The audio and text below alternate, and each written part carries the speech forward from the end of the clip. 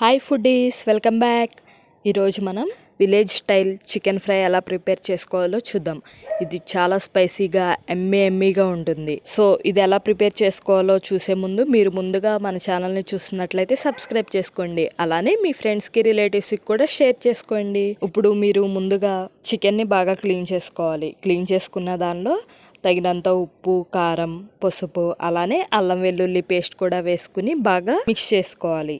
ఇలా మిక్స్ చేసుకున్న దాన్ని స్టవ్ మీద మీడియం ఫ్లేమ్లో పెట్టుకుని కుక్ చేసుకోవాలి. చికెన్ అనేది ఒక 90% కుక్ అయ్యేంత వరకు కుక్ చేసుకోవాలి. చికెన్ ఫ్రై చేసుకోవడానికి ఇలా ముందుగానే కుక్ చేసుకుని పక్కన పెట్టుకుంటే పీసెస్ అనేవి చాలా బాగా కుక్ అవుతాయి. సో దీనిలో మీరేమి సపరేట్గా వాటర్ యాడ్ చేయవసరం లేదండి. ఈ చికెన్ ఉడుకుతూ ఉండగానే వాటర్ అనేది ఊరుతుంది. సో ఆ వాటర్ అయి సరిపోతుంది. సో ఇప్పుడు ఈ చికెన్ని ఫ్రై చేసుకోవడానికి ఆనియన్స్ అలానే పచ్చిమిర్చి కట్ చేసుకుని పక్కన పెట్టుకుని ఉంచుకోవాలి.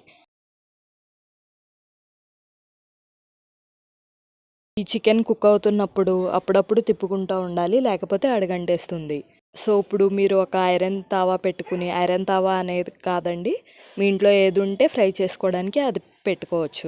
ఐరన్ తావా పెట్టుకుని మన Andhra style, Telangana style recipes అన్నీ చాలా ఎమ్మీగా ఉంటాయండి. మెయిన్లీ నాన్ వెజ్ రెసిపీస్ అయితే చాలా టేస్టీగా ఉంటాయి. సరిపడా ఆయిల్ యాడ్ చేసుకోవాలి. ఆయిల్ హీట్ అయిన తర్వాత ఆనియన్స్, గ్రీన్ చిల్లీస్ యాడ్ చేసుకోవాలి. ఆనియన్స్ అనేవి లైట్ గోల్డెన్ కలర్ అయ్యేంత వరకు కుక్ చేసుకోవాలి. ఇప్పుడు ముందుగా ఉడకపెట్టుకున్న చికెన్ని దీనిలో యాడ్ చేసుకుని బాగా కలిసేలాగా తిప్పుకోవాలి. ఉప్పు, కారం టేస్ట్ చేసుకుని ఇంకేమన్నా యాడ్ చేసుకోవాలి అనుకుంటే యాడ్ చేసుకోవచ్చు. సో ఇలా చికెన్ అనేది మంచిగా రోస్ట్ అయ్యేంత వరకు రోస్ట్ చేసుకోవాలి. ఇప్పుడు గరం మసాలా యాడ్ చేసుకుని బాగా మిక్స్ చేసుకుని ఒక 2-3 మినిట్స్ వరకు కుక్ చేసుకుంటే సరిపోయింది.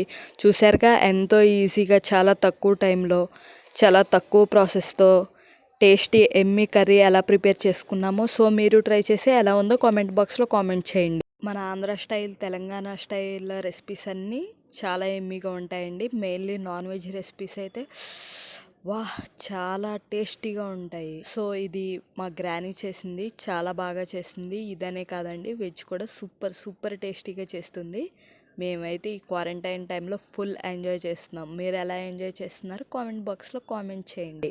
అలానే మీకు ఇంకేమైనా వీడియోస్ కావాలన్నా సరే కామెంట్ బాక్స్లో అడగొచ్చు. Thanks for watching. మళ్ళీ నెక్స్ట్ వీడియోలో కలుసుకుందాం. మీ ఫ్రెండ్స్కి, రిలేటివ్స్కి మాత్రం షేర్ చేయవద్దు. బాయ్. అలానే సబ్స్క్రైబ్ చేసుకోవడం కూడా మర్చిపోవద్దు.